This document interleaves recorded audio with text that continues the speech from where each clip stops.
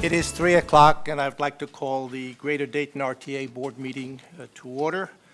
Please stand for the Pledge of Allegiance. I pledge allegiance to the flag of the United States of America and to the republic for which it stands, one nation, under God, indivisible, with liberty and justice for all. Mary, will you please take the roll call? Yes, sir. Mr. Hoagie? Here. Ms. Hurd? Here. Mr. Corrado? Here. Mr. Depp? Here. Ms. Kirsten? Here. Ms. Howard? Present. Ms. Jones? Here. Ms. Simpson? Here. And Mr. Williamson? Here. Thank you. Thank you, Mary. The minutes for the October 7th, 2014 meeting were mailed to all the board members in advance. Unless a board member requests a reading of those minutes, I ask, are there any corrections or additions to those meetings? Hearing no request to have those minutes read or any corrections or additions to those minutes, let the record show that those minutes have been approved as submitted. Okay, we now go to the committee's report. Sharon? The Finance, Personnel, and Planning Committees met for a jointly held meeting on October 21st, and as a result, 5 action items are being recommended today. Action item number 2, Brower Insurance Premiums. Brower Insurance Agency has surveyed the insurance market over the past couple of months on behalf of the Greater Dayton RTA and has identified several highly rated insurance companies to provide coverage. Brower recommended and most cost-effective insurance package is a $1.6 million annually package.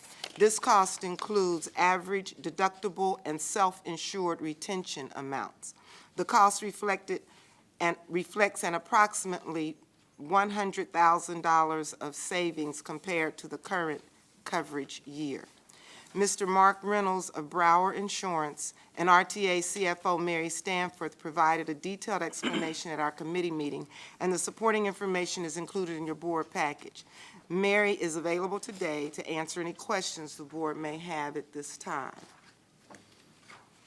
Based upon the recommendation of the Finance Personnel Committee, I move to award a contract to Brower Insurance Agency for the coverage year December 1st, 2014 through November 30th, December 2015. Did I say that right? November 30th, 2015. The coverage will include the terms as described in today's board package unless more cost-effective premiums become available prior to December 1st, 2014. Flexibility is necessary as it is not uncommon for insurance companies to continue competing for a contract up until the actual date the coverage is to begin. Funding for insurance premiums is included in the operating budget. Motion made by Sharon. Is there a second to this motion? I second. Okay, second by Vince. Are there any further questions or comments? Hearing none, all in favor say aye. Aye. Opposed, like sign. I have to abstain because I have a conflict. Are there any other abstentions? Okay, thank you. Action item number 2 is approved. Action item number 3, Bicycle Program Sharing Agreement. On July 1st, 2014, Greater Dayton RTA Board Trustees unanimously approved a Dayton Bike Share Program. The program requires the purchase of bikes, kiosks, and other related items. The award on July 1st, 2014 to B-Cycle LLC totaled $1,036,040. Included in today's board package is a bicycle program sharing agreement, which formally documents how the program will operate and details the Greater Dayton RTA's involvement and obligation to the program. Mr. Donahue provided details at our committee meeting, and the supporting information is included in your board package. Mark is available to answer any questions the board may have at this time. Based upon the recommendation of the Finance Personnel Committee, I move to approve the Bicycle Program Sharing Agreement. A motion made by Sharon. Is there a second? Second. Okay, second by Ed. Any further questions or comments? Hearing none, all in favor say aye. Aye. Opposed, like sign. Any abstentions? Action item number 3 is approved. Action item number 4, new Human Resources Policy number 11, probationary period for administrative employees, and new Human Resources Policy number 12, performance management program for administrative employees. Prior to the creation of these policies, Board Policy number 5, salary compensation, was the only policy addressing the probationary period. Policy number 5 was not intended to solely and completely address the probationary period. Therefore, the decision was made to create 2 separate policies that address 1, probationary period for administrative employees, and 2, performance management for administrative employees that addresses evaluations, promotions, and transfers of administrative employees. This will eliminate the need for Board Policy number 5, salary compensation, that shall be rescinded. Ms. Allison Ledford provided a detailed explanation at our committee meeting, and the supporting information is included in your board package. Staff is available today to answer any questions the board may have. Based upon the recommendation of the Finance Personnel Committee, I move to approve new Human Resources Policy number 11, probationary period for administrative employees, and new Human Resources Policy number 12, performance management program for administrative employees. Motion made by Sharon. Is there a second to that motion? I'll second. Second by Adrian. Any further questions or comments? Hearing none, all in favor say aye. Aye. Opposed, like sign. Any abstentions? Action item number 4 is approved. Action item number 5, purchase of Motorola radios. On August 5th, 2014, the RTA Board approved a mixed communication system. The RTA is moving from an owned 450 megahertz radio system to Montgomery County's 800 megahertz analog trunk system. RTA's plan is to migrate to the Ohio MARCS, M-A-R-C-S, P25 800 megahertz digital system with the county sometimes in calendar year 2016.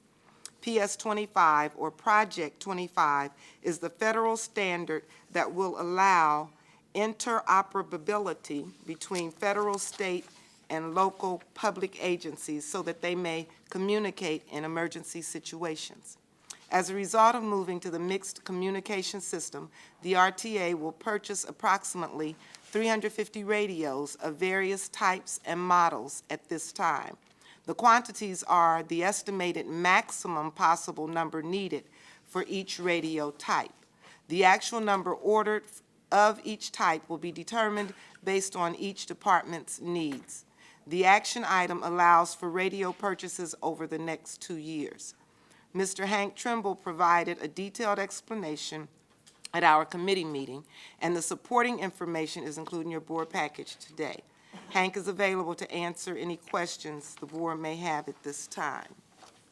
Motion made by Sharon is, I haven't done the motion I yet. apologize. I'm sorry. I apologize. Based upon the recommendation of the Finance Personnel Committee, I move to award a not-to-exceed contract to Motorola Solutions Incorporated for $953,882 for the base contract and $44,721 for 2 additional year factory warranty on all items, for a total of $998,603.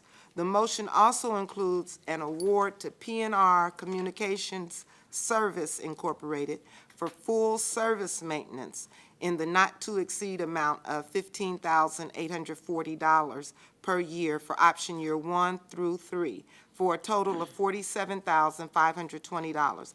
This procurement will be funded with 80% federal funds. Okay, let me try it again. Motion made by Sharon. Is there a second to that motion? Second. Okay, second by Sharon. Any questions or comments? All in favor say aye. Aye. Opposed, like sign. Any abstentions? Action item number 5 is approved. Action item number 6, sale of scrap metal. The purpose of this procurement is to contract with the firm for the sale and disposal of scrap metal generated by the operations, line, and maintenance departments. The scrap metal consists of bare copper trolley wire, insulated dirty copper trolley wire, and miscellaneous metals such as aluminum and galvanized steel. The successful contractor is responsible for providing proper storage containers at selected Greater Dayton RTA locations. Mr. Gene Rhodes provided a detailed explanation at our committee meeting, and the supporting information is included in the board package. Gene is available to answer any questions the board may have at this time. Based upon the recommendation of the Finance Personnel Committee, I move to award a one-year contract with 2 one-year options to A&B Iron and Metal Company Incorporated for all items based upon the American metal market pricing. This procurement generates revenue for RTA. Motion made by Sharon. Is there a second to that motion? Second. Okay, second. Any questions or comments? Hearing none, all in favor say aye. Aye. Opposed, like sign. Any abstentions? Motion carries. Action item number 6 is approved. Okay, and that concludes the action items for the committee. However, under additional information or reports, at the meeting, Ms. Stanford reported a 10% increase in sales tax for the month. Factors relating to this increase include auto sales and managed health care services. Ms. Stanford also discussed historical sales tax receipts and the improvements that have been realized since the down markets of 2008 and 9. Ms. Stanford also reported that there will be some fourth quarter maintenance expenses coming forward relating to necessary engine repair for Project Mobility vehicles, line shop improvements, and reconditioning of our existing electric trolley fleet. September 2014 passenger revenues are up, and advertising Greyhound revenues are stable. There were also discussions of unrealized gains, losses for investment revenues. We also discussed the preliminary operating budget for 2015. Ms. Stanford reminded the committee of the increase in service hours that have been implemented this year and the possible modest service increase planned for next year. Ms. Stanford also stated we will be maximizing federal assistance. We'll be projecting a 2% increase in wages for upcoming labor union negotiations, and reminded the group that our self-funding of medical insurance has been a very positive decision thus far. Mr. Hoagie led a discussion relating to fuel hedging and the need to revisit our track record and our future strategy. Our preliminary capital budget and fleet plan for 2015 was also discussed. Mr. Rosinski led this discussion item. He reminded the group that we are generating a sufficient amount of miles on our diesel fleet, which has shortened their useful life. The dual-mode bus testing continues, and fleet replacements are planned during the 2017-2019 timeframe. Mr. Rosinski also discussed possible piggyback purchasing opportunities that might be available pending FTA rulings. Albany, New York is one such piggyback possibility. Mr. Rosinski also discussed the maintenance issues with our current Tesco fleet. And Mr. Chairman, that concludes my report. Thank you, Sharon. Are there any questions of Sharon? Okay, hearing none, we move on then to the Planning Committee report. Janet. Thank you. The Finance and Personnel and Planning Committees met on October 21st, and although there are no action items, we do have a couple of updates to bring forth. The first is Mr. Eckler provided a document in our committee packet highlighting RTA's travel training program, which educates individuals who are interested in learning how to ride the RTA fixed route system. This training is provided in group settings as well. Information also included a summary of our involvement in the Dayton Art Institute's Ride to Art program. This is where RTA participated by providing shuttle service from various schools to activities at the Dayton Art Institute. RTA also participated in the national event Manufacturing Day by providing shuttle services from various schools to 5 local companies for this career readiness event. RTA also participated in the First Suburbs Consortium event by providing transportation services for public officials to view mature and future development opportunities in our community. From the marketing department, Ms. Pritchard provided a document summarizing RTA's recent community outreach events, such as the Vandalia Touch a Truck, the Five Rivers Metro Parks Midwest Outdoor Experience, and the Clark State University Student Involvement event. Ms. Pritchard also invited the Board of Trustees to visit the Community Health and Wellness event that was held at the Wright Stop Plaza Concourse. And this concludes my report. If there are any questions, myself or Mr. Eckler would be willing to answer any questions. Thank you, Janet. Hearing no questions or comments, we move then forward to the Investment Advisory Committee report. Dave. Thank you, Mr. President. The Investment Advisory Committee met on October the 23rd. As part of your board package, both the minutes of that meeting as well as the handouts and discussion items were provided to each board member. At this time, I'd like to give a summary of the meeting rather than read all of the board minutes. At the meeting, Mr. Mike Fink reported that the Federal Reserve Bank's bond buying program known as quantitative easing is coming to an end. Since beginning the program in the aftermath of the financial crisis, the Fed has injected $3.5 trillion into the banking system, a good portion of which remains in the banking system in the form of excess reserves, explaining in part both the lack of inflationary pressure and the slower rate of growth experienced in the economy. Mr. Fink reported that economic growth and inflation remain below the Fed targets of 3% and 2% respectively. While labor markets have continued to improve, many measures of full employment consistent with a strong growing economy are below average. Mr. Fink explained that the difficulty for the Fed will be to exit its unprecedented easy monetary policy while continuing to foster economic and job growth.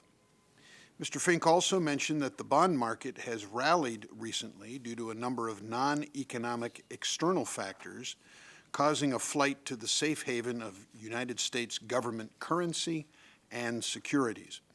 He added that the common theme running through virtually all global markets is one of slowing growth and disinflationary pressure.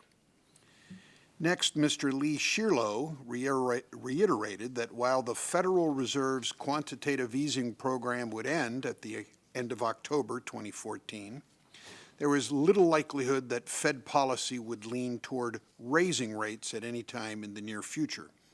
Mr. Shierlow also spoke to the geopolitical concerns prevalent in the media and their effect upon global central banks as a whole.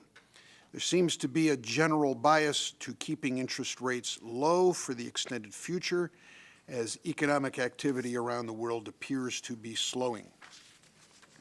Mr. Brad Drager then discussed current market rates. He compared liquid money alternatives with rates between 0.1%, that's 0.1%, and 0.25%. And then discussed rates on Treasury securities from 3 months at 0.1% to 5 years at 1.36%.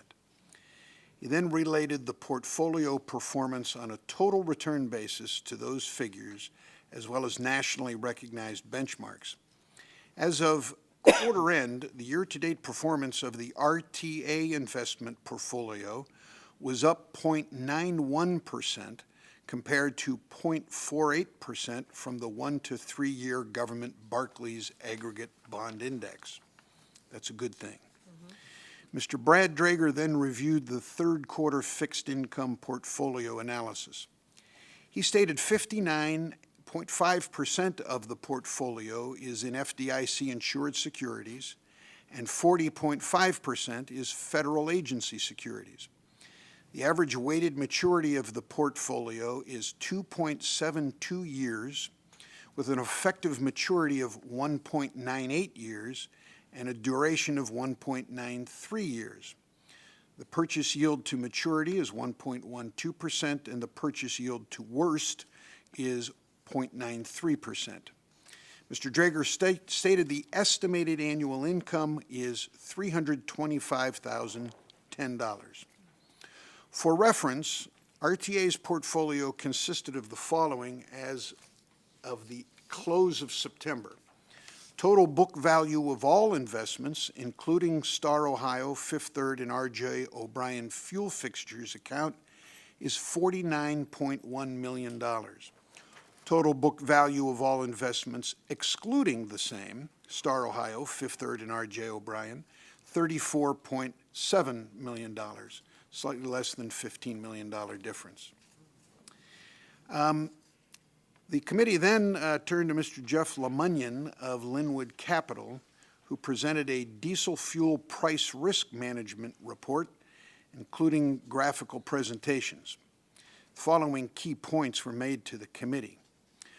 Weaker non-U.S. economies have dampened global petroleum demand while simultaneously strengthening the United States dollar. Both of these things are negative for petroleum prices.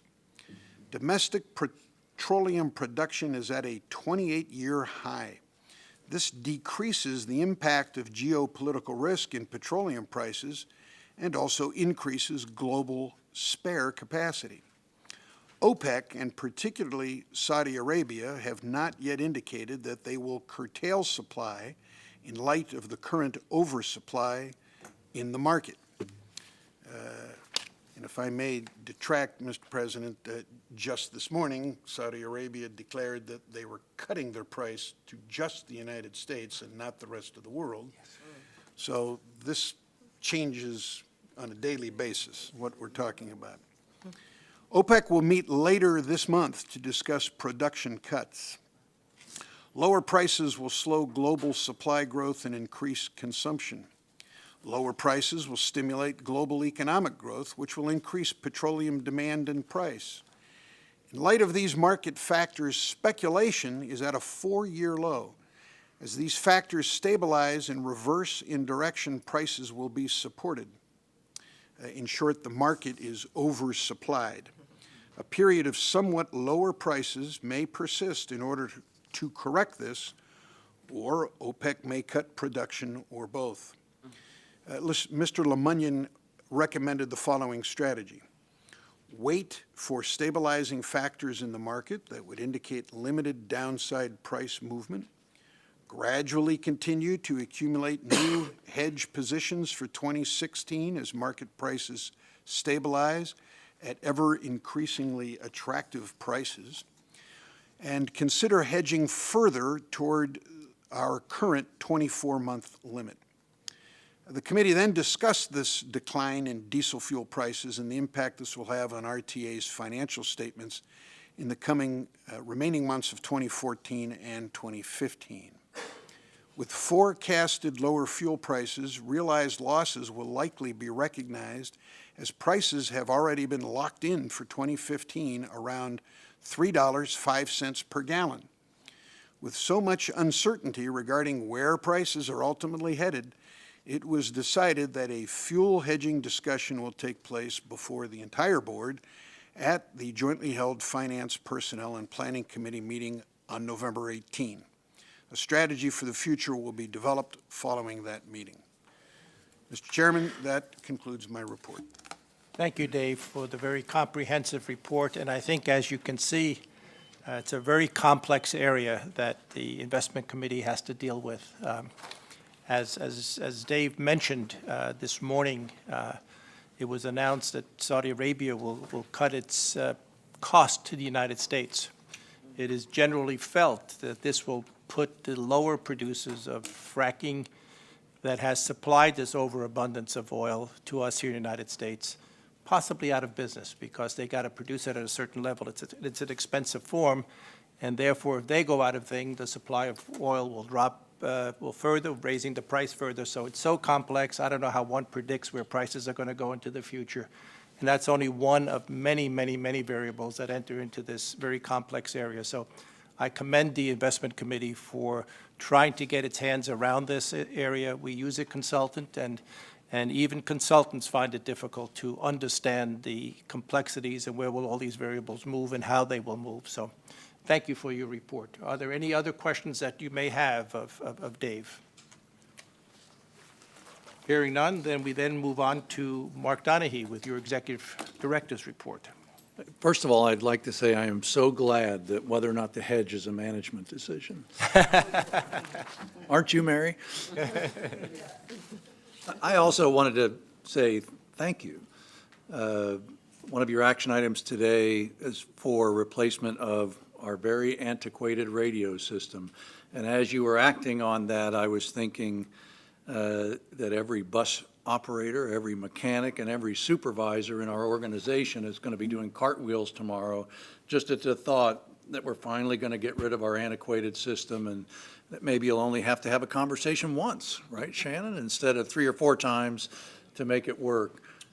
We are super excited to be one of more than 50 agencies that's partnering with Montgomery County on this, and also eventually joining the statewide system. And this, all of this came about, it was planned and developed after 9/11, and we're going to have this seamless transition between entities even when we need it. And by having over 50 agencies involved, it's going to drive down the ultimate cost to the taxpayer, which is good for everybody. So we're really excited about that.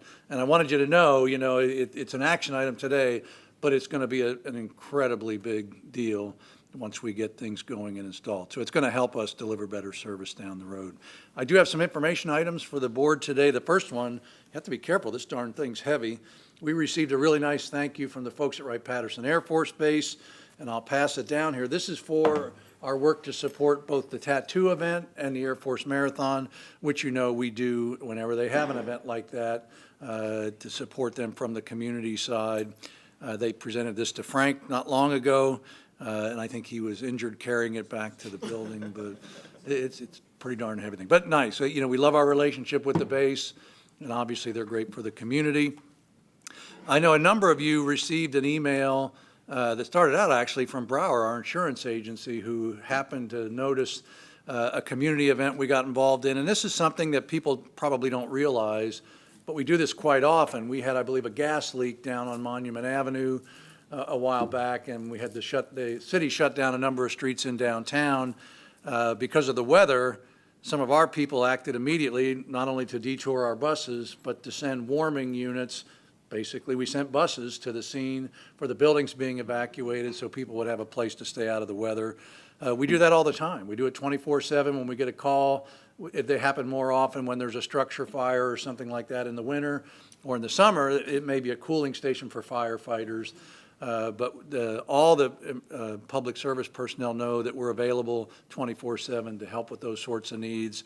And, for our folks, it's kind of, well, we just do this. But it is, Franz mentioned to me, and it is true, it's something we should highlight once in a while, that we go out of our way to support the community in that way. And we appreciate the effort. There's a couple hours early in the morning where it's really got to be handled by maintenance because they're the only people on duty, but we get those things done, and that is great. I know the board is aware that I've been serving on the steering committee for the Ohio Statewide Transit Needs Study. It's been kind of a rocky year with the group, but I think we're going to get a fantastic report. They released the final 2 sections of the draft report, and I just want to read to you a couple items out of that to give you a taste of how it's going to come out publicly. And it's pretty clear. These statements are from the overview on, first I'll do the operational needs of transit systems in Ohio. And the conclusion is our analysis suggests that current level of investment in transit operations in Ohio, roughly $659 million, now that's everything. That's our local taxes, our fares paid by our customers, federal funds, any alternate funds we get, underinvests in transit operations by roughly $172 million, or by over 20% statewide. The estimate for future transit needs suggested Ohio should invest close to $1.3 billion, that's billion with a B, annually by 2025 in transit service operations. obviously, we've got a big gap between what the needs are and what we have today. Similarly, on the capital side, and Bob will like this, there's also an unmet need identified. Meeting the needs on the capital side would require an additional investment of nearly needs to $2.1 billion, again with a B, for a total of $3.7 billion over the 10-year period, getting us to 2025. So there's your taste. When we get the final report, I know the legislature's going to run out and act on this right away, so we can, get something in the process to get things going.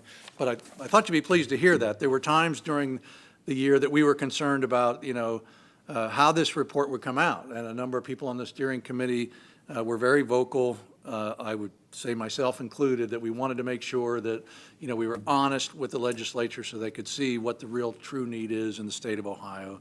And I think this report does that. So, from here it'll be, can we act on these results? And let's hope that it does happen. Item number 4. Many people have seen what people are calling the silver bullet or the silver ghost or that interesting-looking silver bus. Well, when we adjourn this meeting, it should be downstairs for you to take a look at out on 3rd Street. It is prototype number 1 for the trolley bus replacement. We've been putting it through its paces. It's been working hard. And today, there will be one thing that won't look perfect. I think they've removed the door on the electronics compartment because they've had so many things wired during the testing phase. But you'll understand that there is a door and it goes back on there. And it will look pretty when it's done. But that will be downstairs when we get done. Excuse me. I don't think everyone's aware that Allison's had a little medical issue recently, which has required some inpatient treatment. And she's doing well. She sends her best regards, and she's working every day. We get bombarded with emails from Allison, as we always do, which is good. But I wanted to let people know we have a card for Allison out in the lobby area, and we ask you to please sign that if you would, so we can deliver that in the very near future. And then finally, I have one more thing I want to announce, and we have a new face over there, in the group that on my email list, they're called the Incredibles, and that's the gentleman over there that's smiling, who is Bill Ingram. And I'm very pleased to announce that effective yesterday, Bill joined us as our new Chief Maintenance Officer. Bill has recently retired after a 20-year career in the United States Air Force, where he managed logistics, fleet maintenance, and operations in a variety of functional areas. He has earned numerous certifications, including Vehicle Maintenance Master Craftsman, Master Instructor Certification, Lean Six Sigma, and Change Management Specialist, just to name a few. We're really excited that Bill's coming on board here. I don't know if this means that Gene's going to shave the mustache or not that he grew since he went to maintenance, but Gene and Bill are kind of attached at the hip right now, and we're going to get Bill up and running here pretty quickly.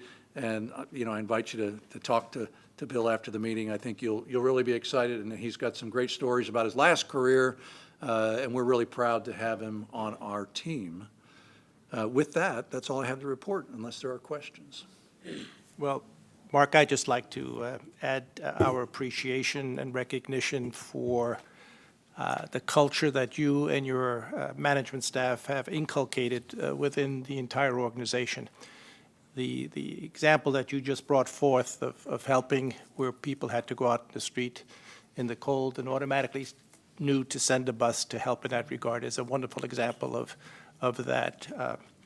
And also, I'd like to welcome Bill to the RTA. We look forward to working with you, and I'm sure you'll find this to be an outstanding organization.